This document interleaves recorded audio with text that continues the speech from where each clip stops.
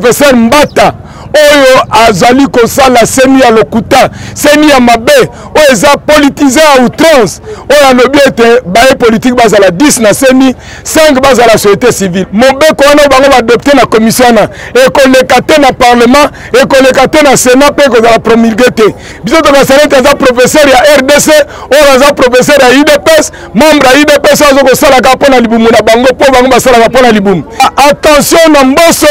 attention na professeur Mbata soki balingi te bakutana na peuple koyo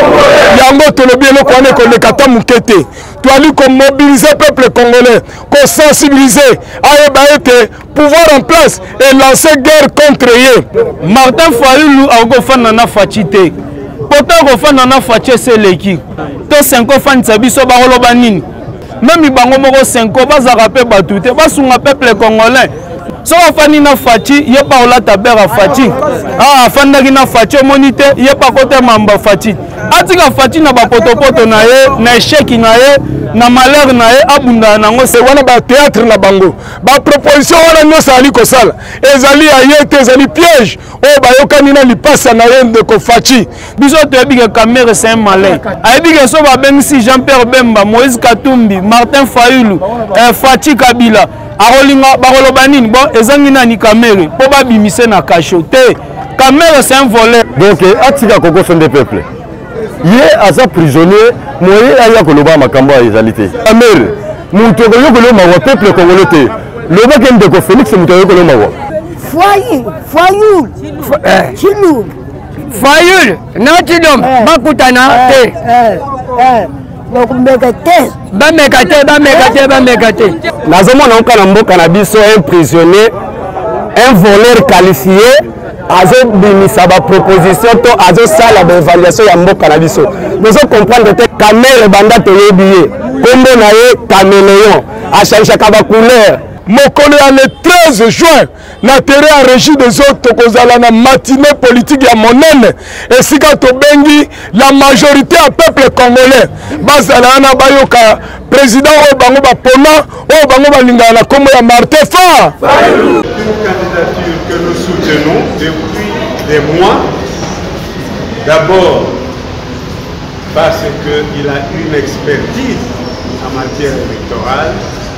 en ce qui concerne les dossiers électoraux.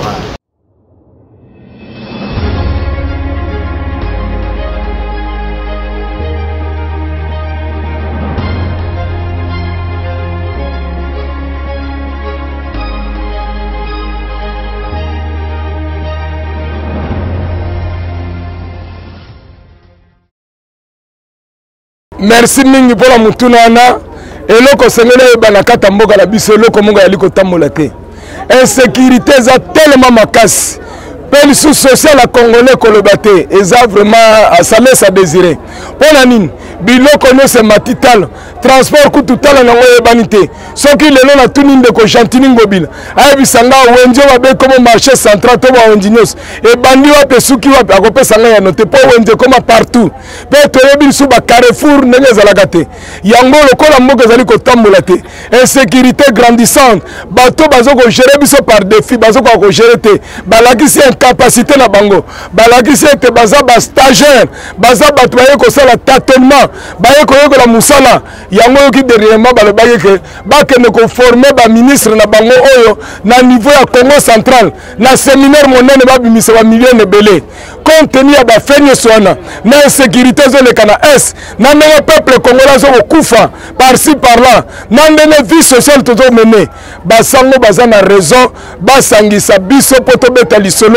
oyo le président Eli a souhaitaka depuis kala mais lisolo wana tokokende yango na victime expiatoire te tokokende yango bo na bayo bazwaka pouvoir lokola tozwaka pouvoir tokokende yango na ba préalable ya liboso soki lisolo ne kozala biso tokokende kuna te pona kokabola pouvoir tozala ngo kutu besoin te biso pouvoir ya solo tokozwa ngo na 2023 ya mibale biso so tokokende kuna article 220 ya constitution tokosimba yango ata muke te po eza frère donc eza verrouillé ya misato tango tokokende kuna masolo tokosolola peut-être soki ekozala ezali oyo premier lisolo tolobele makambo etali insécurité ya mboka pe social ya congolais ya mibale tolobele makambo etali légitimité to makambo etali pouvoir yango tokomona ndenge mapona mekoleka na 2023 oyo etikali towana yango besoin te pe suwe na biso soki lisonane ekozala esalama na terrain net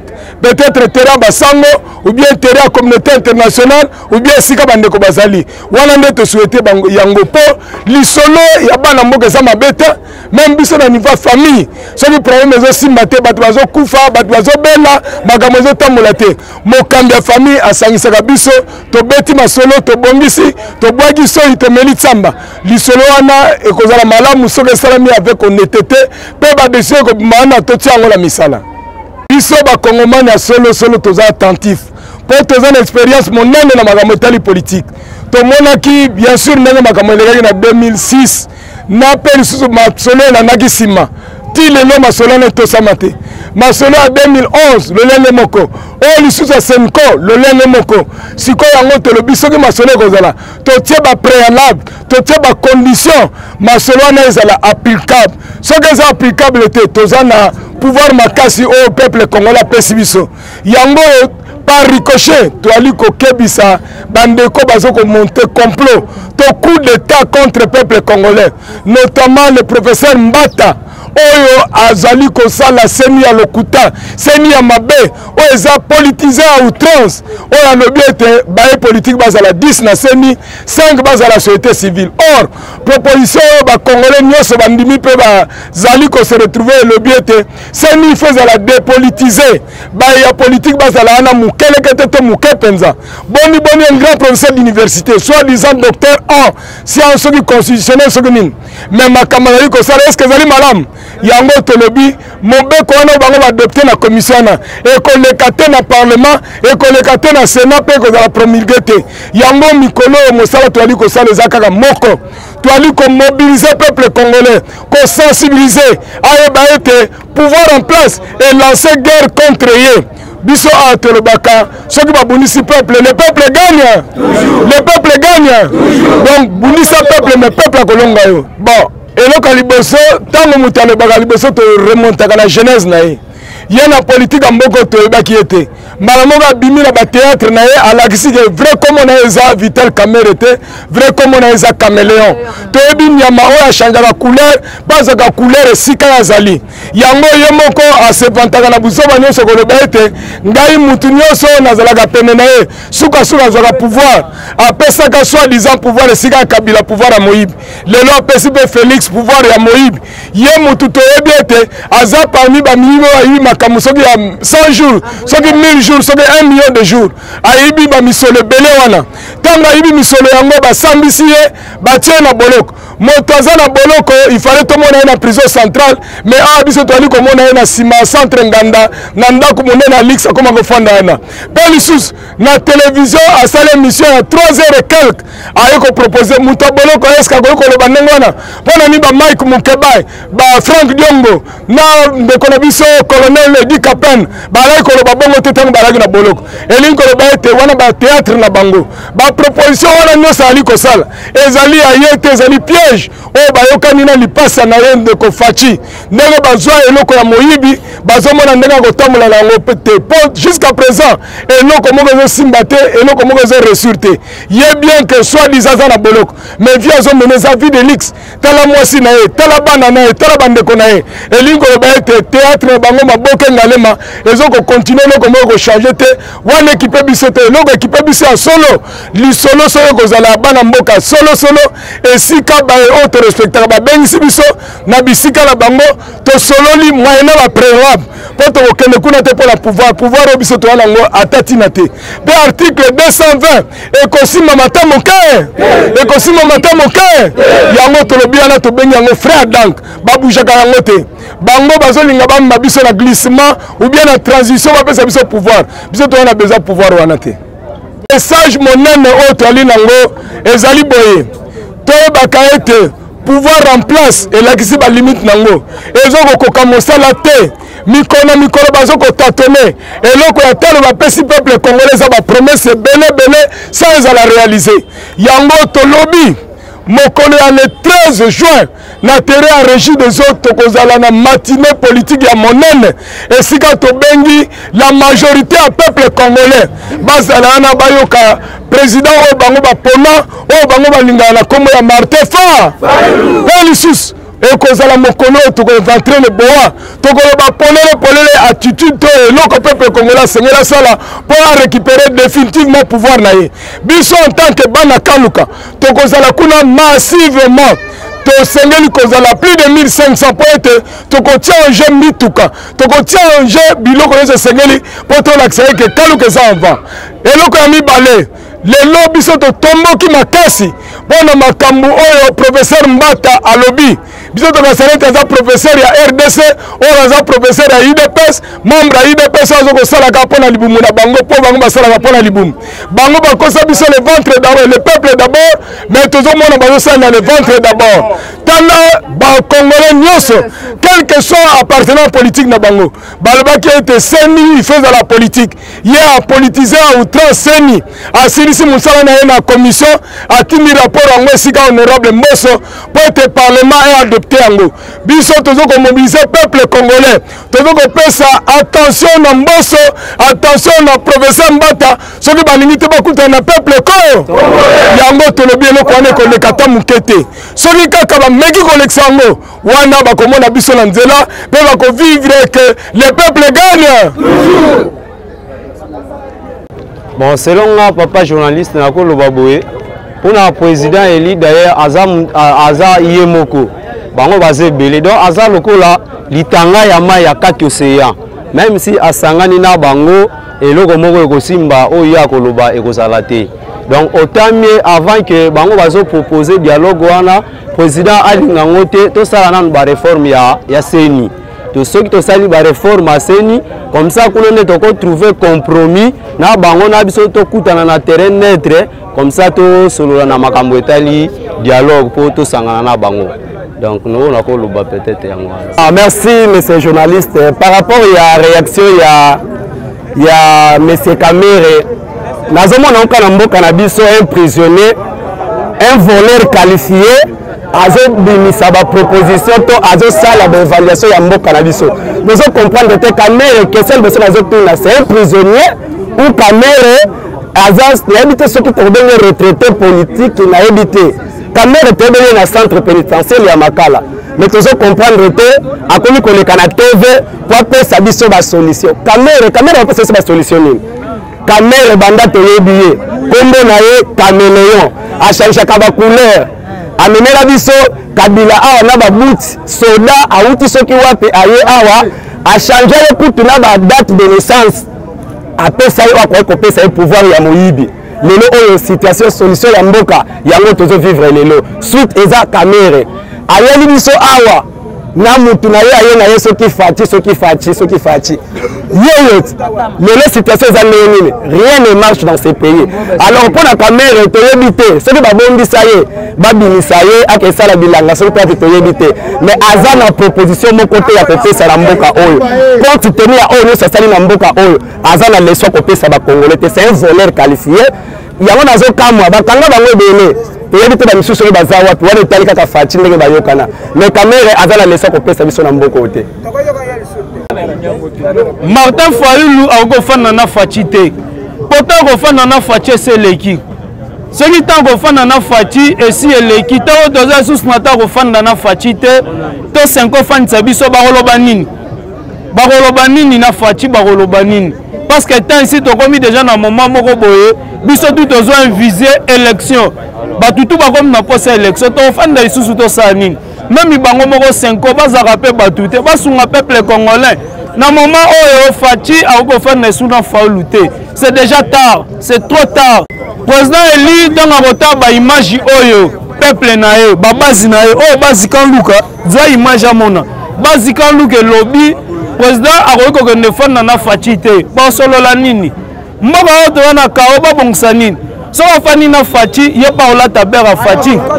afanda ki na fachi monite ye pa kote mamba fachi atika fachi na ba potopoto na ye na échec na ye na malheur na ye abunda nango 5 ans na ye sila alongwa tika biso et puis amukele na bagisa ndenge nayoki na média et caméra lobby il faut bafanda basala dialogue biso toyebi que caméra c'est un malin dialogue oyo azosala lingi basalisa ayebi ke so babengisi Jean-Pierre Bemba, Moïse Katumbi, Martin Fayulu, Fachi Kabila arolinga bakoloba nini bon ezangi nani caméra po babimise na kasho te caméra c'est un voleur bino mo babimise na TV. Alors ça plan bene batutu to comprenez. Donc caméra n'a pas droit de sortir face à la boloko kwa ibambonga ba kongomani nyonso. Et puis caméra azana leçon te repesa ba congolais. Donc caméra peut avoir postuler lisusu te. Carrière politique ne bino mo bokatela après 10 ans en prison, azana 10 ans ko sala hors politique ako ta politique te. Merci mon bandi Samu. En tant que congolais na kondima jamais Kabila Félix jamais asala mukanda na mutu batia oyokana naye. Félix na vie na ye ninga zawana atia ko so jamais na mutu asina bakor. Et bana ndenge ata 5 aya boya 5 le ndenge ninke 5 ans oya andi mageba sona mais c'est président Fayul et Simbate. C'est oh ne ce qui y a salaka. Et Simba na ngara te. Le wape Simbi na ngote et si dape tana sur data. Te ba ya jouer à côté na match de so poli. Pour là, on a déjà. Sauf pour nous, il faut le faire. Nous pour la follow fait. Nous avons ce matin. À 3 points, gagné à 3 points. À 3 points, pourtant, on va mettre à Paula qui n'a follow fait. Il y a de mecs à Paula n'a follow fait. Et bon, on est comme un nini. Tu vas laisser match. Tu vas match et la société en négociation. C'est que tu as monté bisonnet au coopérer les sous. Pour jamais être au Nima biso. Être non, c'est le temps solo. La boya qui biso. Et bon, le biso de Rosvan. Bisona mbo wa lobaka mufuna mbundula ndali kataka mufuna mbundula ndali kataka mwana wasu mngoko mu tata afuta fuko kalimba nchala fe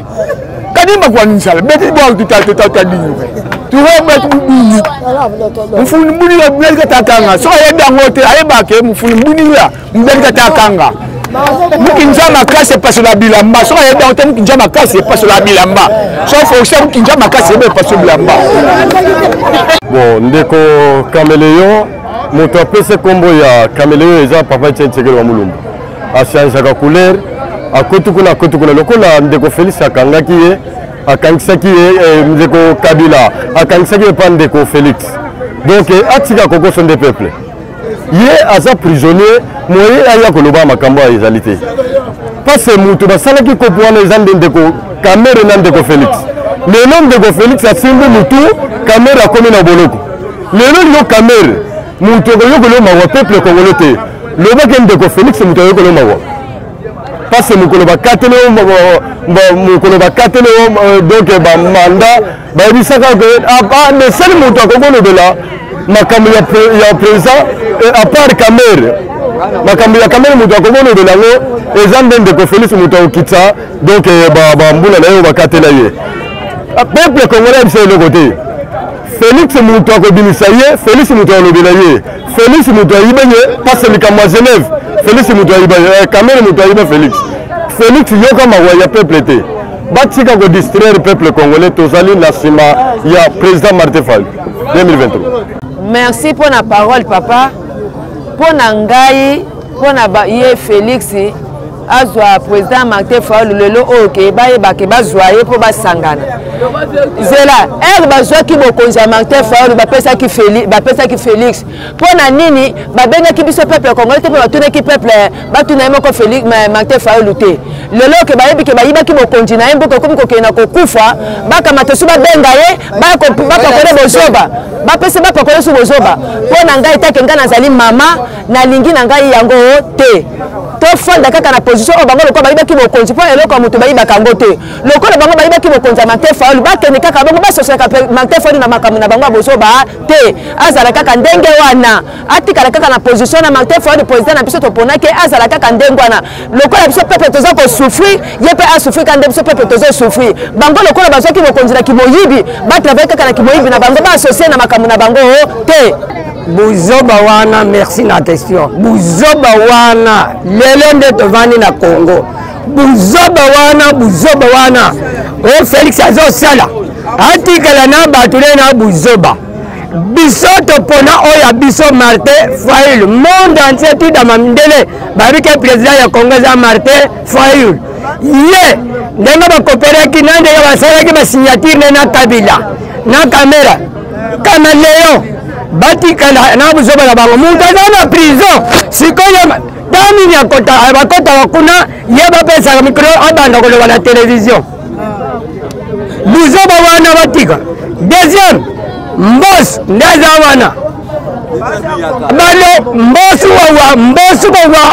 buzoba bunamula watakumpakula ba wakasanerere ba yani mkamba mwenye mekota kuna watu wanda buwaba tukuza mkota na kuna mzwani mloki pitu nyaka ilangu mkumonda souffrance lumiere batu kaya kata souffri yani ya batsaki ya couverture bisoto ya bakena bayaka kaya batsena ki bisoto sepenzoka donc bazobenda bisoto donc anapese aza Kameleon aza lokolo le vitali kamera atika buzoba wana sotia meki kaka mbosi keba d'abord bando côté na mboko na sala le côté nzela yango wana presse ti lelo ezo sana mate so côté na buzoba na bango okomona bisoti epana yo ubo pori buwa ya lobi boy kenge yanda pele kenge zayaye kwangu yande eske kwangu zayaye popo yande popo kabake zayaye ndinga yande ndinga zayaye kasongo lundo yande zayaye wakabila eske yazambo ka Kabila imbao ka Kabila imbao yazaya Kabila ikabu dina ya Kabila te makambo ya Kabila ezale susu te foyul chilu foyul na chidom bakutana te bamekate unjebetu balisia mokonzi na bizo batika ye kaka azala batu batwale lokudia lokutoka tongo yasa koti tokolia tokotonda tokoya munene tala ya komi bambanzi walia kabiete loka walia zate.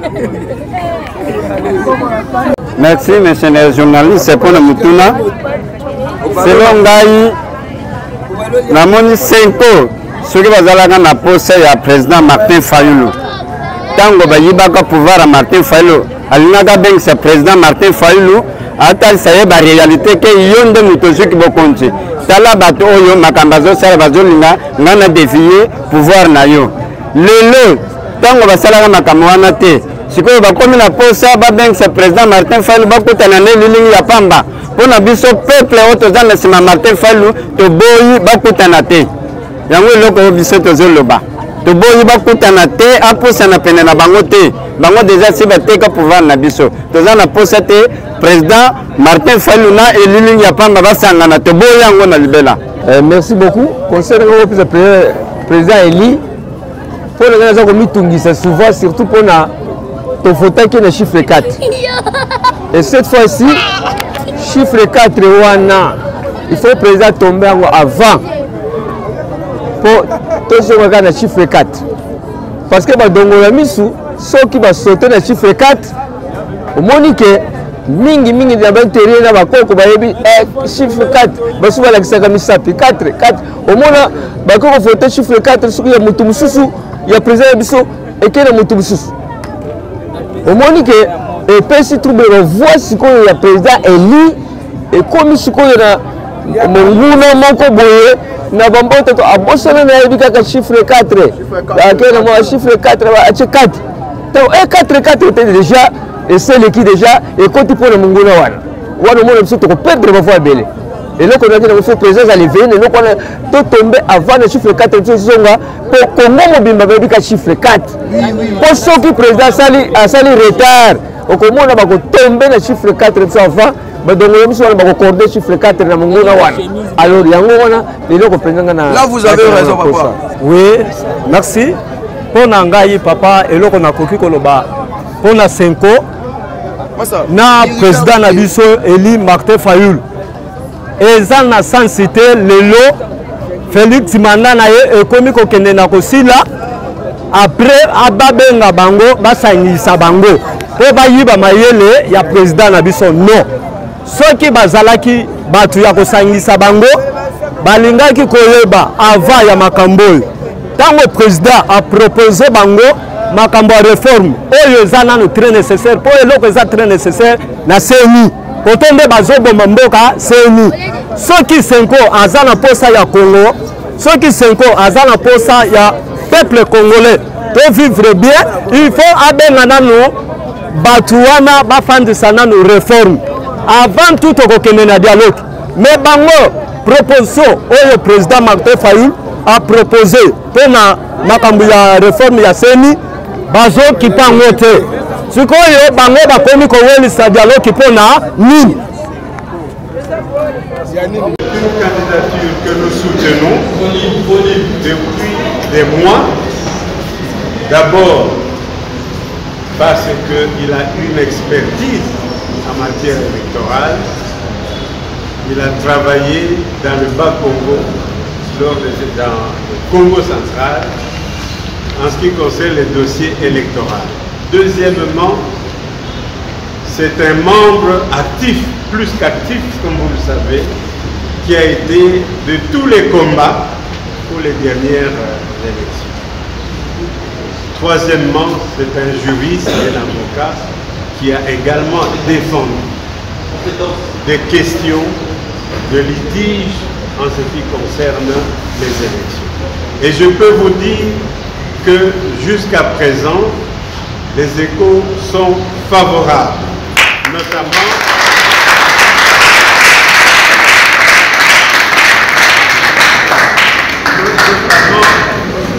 du côté de la CENI.